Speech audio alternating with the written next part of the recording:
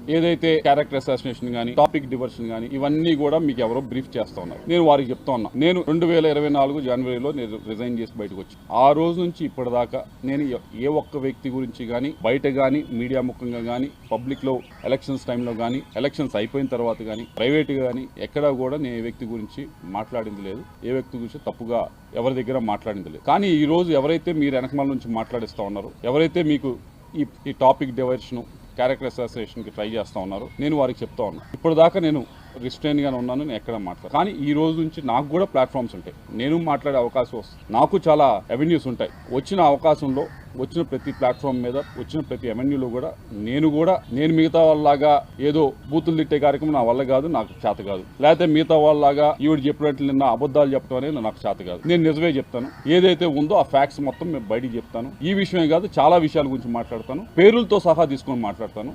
ఇది ఎంత దూరం వెళ్తుందో చూసుకున్నాం. మీ అందరికీ చెప్పేది ఒకటే, మీ వెనకమాల ఎవరైతే ఉండి మాట్లాడుతున్నారో వాళ్ళు చెప్పేది ఒకటే, మీరే మొదలు పెట్టారు. ఇప్పుడు దీన్ని మేము ముందు తీసుకెళ్తాం. తప్పకుండా దీనికి తగిన విధంగా సరైన సమయంలో తప్పకుండా వచ్చిన అవకాశాన్ని ప్రతి ఒక్కటి ఉపయోగించుకొని పేరులు తీసుకొని కూడా మాట్లాడతా అని చెప్పి మీ అందరికీ కూడా తెలియజేస్తాం.